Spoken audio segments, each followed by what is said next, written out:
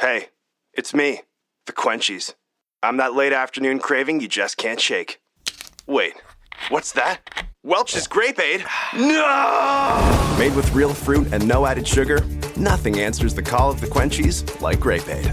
Got the Quenchies? Grab a Grape Aid in your juice aisle. Welcome to Raising Me, where we dive into the highs and the lows of parenting, taking on those topics that often no one ever taught us about, and go to the experts for advice. I'm Adrienne Stein, a mom of three, a teenager, a pre-teenager, and a 6-year-old, and I'm also a longtime journalist. This is a timely topic of sorts that we're dropping today on Election Day. We're talking about co-parenting, navigating those differences, and of course, finding common ground. Just like in politics, of course, when it comes to raising kids, we all know it is not always easy to agree with those around us and the others involved. But whether you're married, separated, or somewhere in between, co-parenting requires working together for the greater good. So one thing our expert today really opened my eyes to is that co-parenting isn't just about figuring all this out during a divorce or separation. We are all co-parenting with our spouse or other adults, grandparents, friends, extended family, helping us through this journey. So we're going to talk about rule setting and boundaries, very important. Also the importance of consistency, which can be tricky, and communication strategies, including those in difficult relationships with an ex. Plus, the sometimes sensitive topic of introducing your children to a new partner. Shannan King is with us. This is what she does. She helps families navigate some of the most difficult times in their lives. She is the Regional Family Support Coordinator for the Gear Family Network, that's a program offering crisis and counseling support. So she has also been through this too with her own family. Check it out. Hey, Shannan, thanks so much for being with us today. Yes, thank you for having me. We're talking about co-parenting specifically. So let's just start at the most basic level. What is co-parenting? I mean, we often think mom, dad, divorced, co-parenting, different households, right? But it can look much different than that as well. Yeah, absolutely. Technically, you're co-parenting with your spouse or your significant other, even if you are in the same house. So even like nuclear families, there's co-parenting because if you are parenting your child and somebody else is also parenting your child, that makes it a co-parenting situation. So that makes for a much broader definition of who might be included under that umbrella. So true. Like, again, we think of a separated household, but it really doesn't have to be. And when we were talking earlier too, you mentioned it can include grandparents. It can include dear family friends who are heavily involved in raising the children or in the children's lives. Yeah, absolutely. Because everything looks, kind of different nowadays, and all families are different. And so sometimes you have parents living with grandparents, and the grandparents are co parenting along with the parents. Sometimes they're living with an aunt or an uncle. Sometimes it's a couple of friends living together, co parenting their own children. I have read some articles that that's on the rise, especially with single mothers, that they're teaming up with another friend that's a single mother and kind of forming a co-parenting relationship so that they can help each other out. Sometimes have family members watching your child while you're working instead of having them in a traditional daycare setting. They might go to grandma's or aunt's house or uncle's house or a good friend's house, and in which case that person is also put into a kind of parenting role with your child. And so you're co-parenting with them as well. So what are some, key markers of a successful co-parenting relationship, regardless of what the dynamic is? I would say kind of being on the same page when it comes to parenting and expectations of the child and rules and just so it's ideal if everybody can kind of get on the same page so that things are consistent when it comes to the child. Okay, so communication, a big part of co-parenting, and sometimes making sure and that you have clear and effective communication. That's a learned skill. So, how are some, what are some strategies to help all of us parents, establish clear and effective communication around parenting our kids? Yeah. So first, you've got to really kind of figure out what it is that you want. What is it that you want? Are you trying to instill certain values and beliefs in your child? Are do you want them to be a certain way? Like for instance, do you want them to be fair and respectful of others? Do you want them to be honest? Do you want them um, to make these good decisions? Right? Do you want them to be kind? So you yourself have to determine what it is that you want to raise your child to believe and to be, and help instill these values in them. And then you want to communicate that to the others around you to kind of make sure that you're all on the same page with this, because the messaging needs to be consistent across Which the is board. that is like exclamation point, that is so hard sometimes, whether you're married, divorced, multi-generational kind of co-parenting situation, is making these sort of joint decisions. Everybody's on the same page. What Yes. kind of strategies can you help us with, Well, again, regardless of the situation? yeah, it's the communication, right? Yeah. You want to communicate, communicate, communicate. If your expectation is, A, B, or C, for instance, then you want to make sure that everybody that is caring for your child, that is co-parenting with you, is also doing A, B, and C. Because if it's inconsistent, then the child isn't going to kind of get that message. And so you really have to be on the same page, which I know can be hard. Oh my gosh, it can be so be so hard. Oh my goodness. You know, there are so many different parenting styles too. How can we handle, as co-parents, disagreements about parenting styles and the way we parent our kids? Yeah, so again, that's conversations and education around that, right? So there are different types of parenting styles. Ideally, you want a style that is high in affection and also high in kind of expectation, right? So you have some parents that are kind of like, they have a lot of expectations of their child, but they're not really very warm or caring or affectionate with Mm. their child. That's not really ideal. And then you have parents that are warm and affectionate, but they don't really have any expectations out of their children, which is also not necessarily ideal.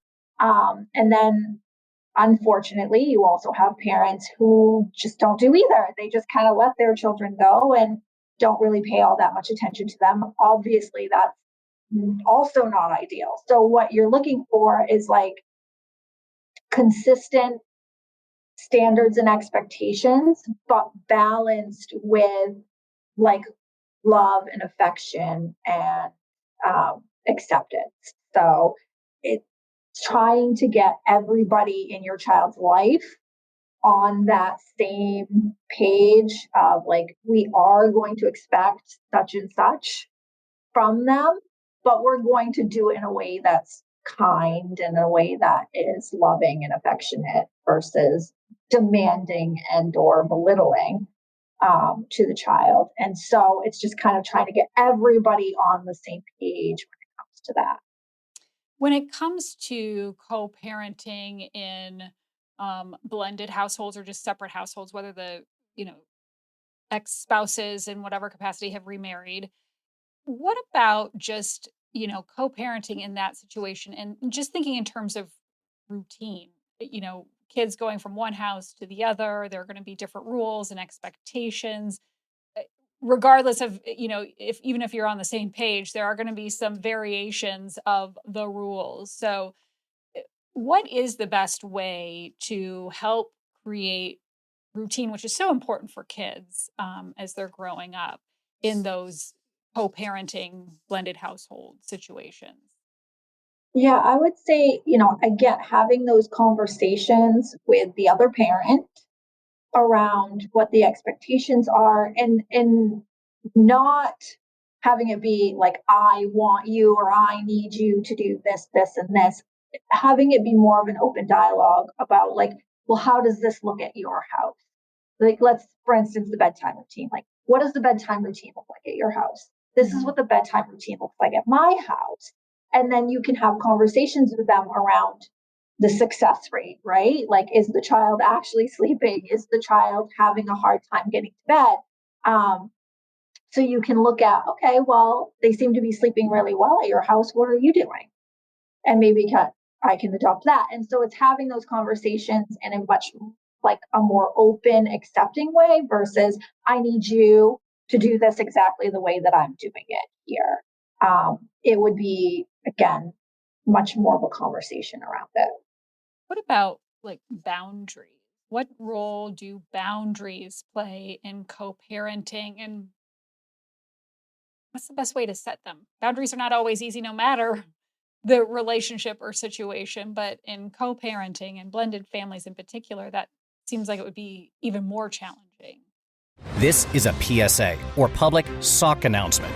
Experts have declared Bombas socks as the best way to warm up chilly feet. These pairs are super cushy, soft, and designed for maximum coziness. Plus, for every pair purchased, another pair will be donated, so someone in need of essential clothing can stay warm this winter. Go to bombas.com/Spotify and use code Spotify for 20% off your first purchase. That's BOMBAS.com/Spotify and use code Spotify at checkout. Yeah, yeah. I think, again, communication, right? You want to set up what your boundaries are and communicate that to them, because it's a lot easier for people to cross your boundaries if you haven't actually let them know what they are, right? So setting that expectation, this is my boundary. I, have this for a reason, explaining it, maybe even, and then holding them accountable however you can, when that isn't respected. But, definitely setting those up and communicating them with others. Before the kids go into the blended family or whatever that might look like, how can parents or co-parents support their children through the big transition, like a divorce or a separation? Yeah, so you definitely want to make sure that the children are kind of being emotionally supported through that. So again, open communication, letting them know that you love them, letting them know that they're, both parents, ideally, both parents are still going to be involved and what that might look like. I know some of the more concrete things is, it's recommended that if you're in separate households, that the kids have their own things in both households. So you're not expecting the child to be Packing up carrying, all the time. packing Yeah. all of their favorite things. Like, obviously, if they have one favorite blanket or one favorite stuffed animal, they're probably going to want to bring that back and forth. But, like, they should have clothes at both houses, and toothbrushes, and, you know, shampoos and soaps and all the things.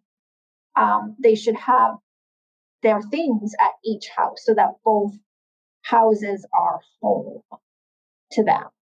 What advice do you have for just introducing the children to new partners?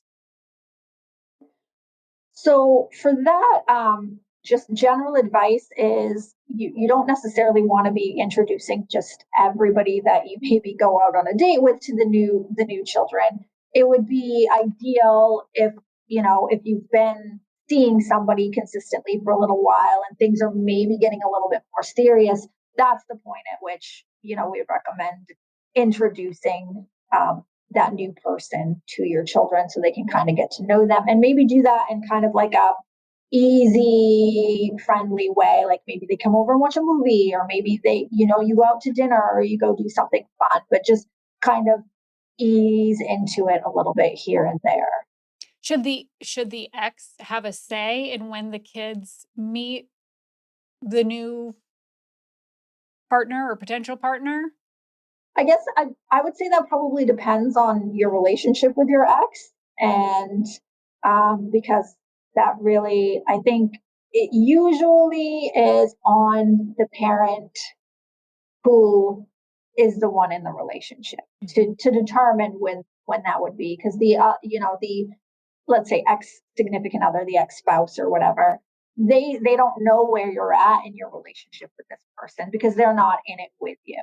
I personally, because I have been through divorce, I let my children's father know if I was introducing a new person to them, not necessarily for his permission, but more of a just a heads up, a new person is going to be being introduced. The children may or may not talk about this new person. And also, I just want you to be aware, and maybe the kids might say something to them, and then they can communicate to me how the children are feeling if maybe they're not comfortable talking to me. So I think there's, definitely ways that it can be gone about that is a little bit more helpful than others. And that's if, communication is at least good or decent, but what about co-parenting, like with a volatile or, a high conflict kind of ex-partner? Yeah, How do parents navigate that? that's definitely harder to do. There are ways that it's done. It's usually not. It's ideal if you can at least be amicable with your ex Mhm. partner.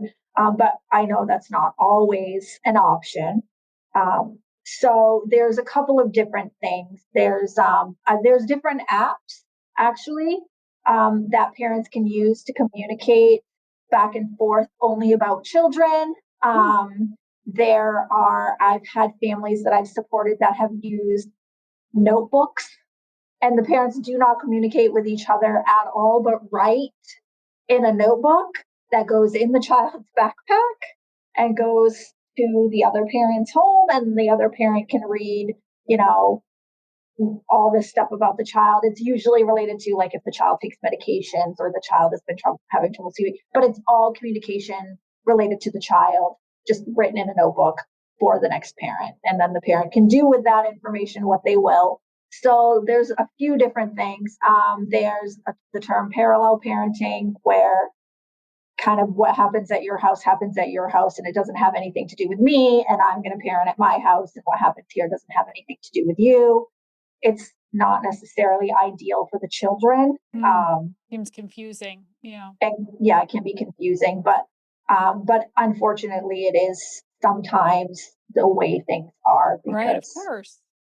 So, but what about, if your ex is not adhering to your co-parenting agreement or whatever the things that you did decide that you wanted, how you wanted this to look playing out. So, like, what should you do if you keep running up against your ex, your co-parent, whoever that might be, is not adhering to the agreement or the discussions that you had about raising the kids? yeah, it really depends because if there's like custody agreements or arrangements that things are written in that are legal documents and they're not adhering to them, there's actual, things that you can do legally in terms of holding them accountable. If not, it's a little bit harder to hold them Mhm. accountable. Um, so, I mean, if a lot of people have a lot of different things in their custody agreements. And so if one parent is abiding by it and the other parent isn't, it does give them that. So I always recommend when people are going to be doing that, you actually might want to be really specific, Mm. especially if you're working with an ex that you don't have a very good relationship with. You may want to spell everything out in your custody arrangement or custody agreement. And that way you do have that to fall back on in terms of accountability and holding them accountable. Um, Because if you don't have that, like I said, it can get a little bit more difficult. Even like who's taking, Susie to soccer practice, like, navigating the extracurricular activities and all the things that go along with that, right? Yeah, yeah, it can be literally like down to details, like extracurricular activities are only allowed during mom's time, let's say, Oh, and dad will not be bringing them, or dad has requested that mom, or dad is agreeing to do back to school shopping or go half and half with mom on back to school shopping. Like these sorts of like small details become important. Who's paying for the extracurricular activities, right. especially depending on who is signing them up for it. And I know there tends to be a lot of conflict on that. Let's say dad only gets the child every other weekend, and then mom decides to sign the child up for a sport that happens every single weekend. And now dad is losing out on time, and maybe that wasn't necessarily mom's intent, but it does affect dad. So like these sorts of things are the things that kind of need to be thought about ahead of time, just to try to avoid future situations where it becomes a problem. So, you know, what does it look like when co-parenting is going well? And then on the other side of that, what does it look like when co-parenting is not going well? And what do we do?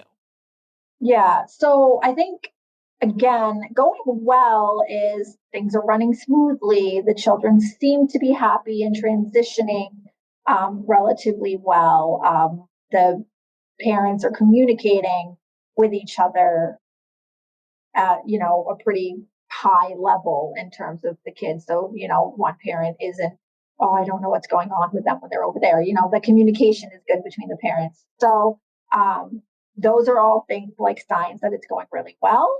um, on the other hand, you can have on the sides that it's not going well, the children can be having behavioral emotional issues related to it. There's constant bickering or fighting among the adult. Children are unhappy, adults are unhappy. Those are obvious signs, pretty obvious signs that it's not really going well. If there was one takeaway today when it comes to co-parenting, obviously we want our kids to be happy and healthy no matter what.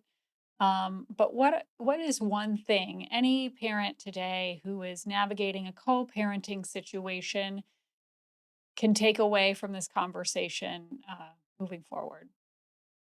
I would say it's, kind of putting the children first, really, and Mm. keeping that in mind whenever possible. Because generally speaking, the whole reason that you're in the situation and not together anymore, in the terms of like the separate families, is because the two of you were not, compatible. And so it may be difficult for you to want to work with that person, depending on that, but just kind of remembering that it's in regards to the children and their best interest and what is best for them and what is good for them. And so just kind of keeping that in mind and, communicating accordingly. Yeah, one day at a time, too. Yes. Shannon, thank you so much. I want to mention we will have more resources in the show notes as well as our website, wgme.com/raising me. Shannon, always appreciate it. All right. Thanks for having me. Well, a big thanks to Shannon for her time and expertise today. And while there were a lot of great takeaways and great points when it comes to navigating these often complex co-parenting relationships, there were a few in particular that really stood out. First, that co-parenting is not just about divorced and separated families. It is all of us raising a child together with somebody, whether you're married, living together, or even sharing responsibilities with grandparents or close family friends. It's that idea that anyone involved in the child's life, raising that child, really needs to be on the same page, especially when it comes to rules and expectations. That reframing of the word really opened my eyes to reflect on how my husband and I are co-parenting and communicating about it all in the same household. And the second takeaway, communication is absolutely essential, regardless of your relationship with your co-parent.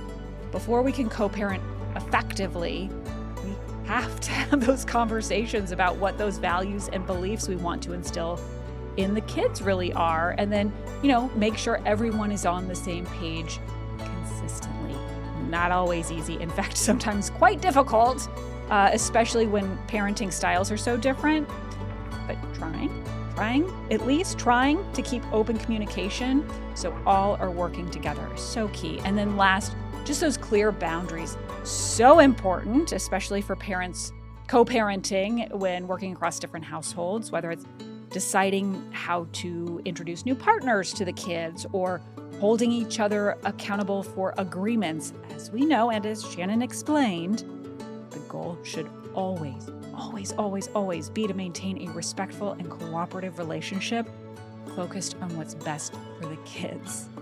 Ultimately, it's all about putting the kids in their best interest first. Thank you so much for listening to Raising Me. I'm Adrienne Stein. This episode is edited by Megan Littlefield and produced with Nate Eldridge. Please follow Raising Me wherever you get your podcasts, and of course, consider a positive rating and review so others can find this message as well. Wherever you are, I hope you learn something new and get to take a little time for you.